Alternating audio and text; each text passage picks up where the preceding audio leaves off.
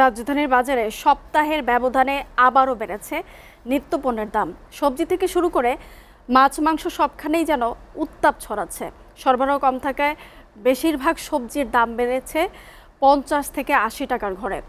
লাউ ও শসা 90 থেকে 100 টাকায় বিক্রি হচ্ছে। আর এদিকে মাছ ও মাংসের বাড়তি দাম নিয়ে কাটিনি অস্বস্তি। হাসিবুল ইসলাম শান্তর প্রতিবেদন।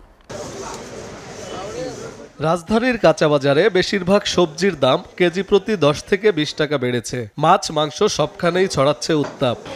বাজারের অবস্থা তো সবকিছুরই দাম বেশি। মাছ সবজি সবকিছুরই তুলনামূলক দাম বেশি। আমি কিনলাম আদা রসুন পেঁয়াজটা 50 টাকা কেজি, আর হলো আদা হচ্ছে আপনার 250 নিলাম, 40 টাকা রাখলো। প্রতি কেজি শসার জন্য গুনতে হচ্ছে 90 থেকে 100 টাকা। বেগুন ও পেঁয়াজ বিক্রি হচ্ছে 50 থেকে 60 টাকা। লাউ 90 থেকে 100 টাকা, পেঁয়াজ 55, রসুন 150 টাকায় বিক্রি হচ্ছে। বিক্রেতাদের দাবি আড়ত থেকে বেশি দামে কিনতে হচ্ছে, তাই খুচরা বাজারে এর প্রভাব পড়েছে। শীতকালীন হিসাবে সবজির দামগুলো মোটামুটি অনেকটাই বেশি।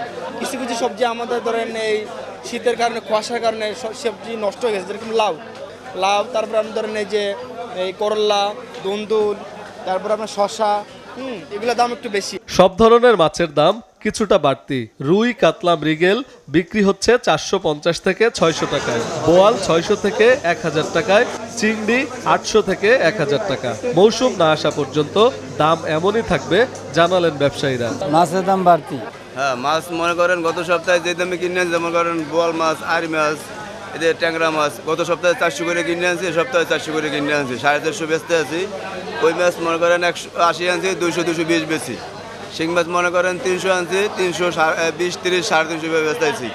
আর মনে করেন বড় হইলে আবার 400 টাকাও বেশি। ঊর্ধ্বমুখী মাংসের দাম কেজি প্রতি গরুর মাংস 780, খাসির মাংস 1300 টাকায় বিক্রি হচ্ছে। ব্রয়লার মুরগি 180 থেকে 185 টাকা, সোনালী মুরগি 300 থেকে 310 এবং দেশি মুরগি 600 থেকে 610 টাকায় বিক্রি হচ্ছে। মাংসের দাম বাড়ছে, বিয়ার সাথে অনুষ্ঠান চলতেছে তো বেশি, এই জন্য শীতকালে দাম একটু বেশি থাকে। পণ্যের সরবরাহ না বাড়লে সাধারণ মানুষের নাভিশ্বাস আরও বাড়বে বলে মনে করছেন ক্রেতারা। হাসিবুল ইসলাম শান্ত, SA TV, ঢাকা।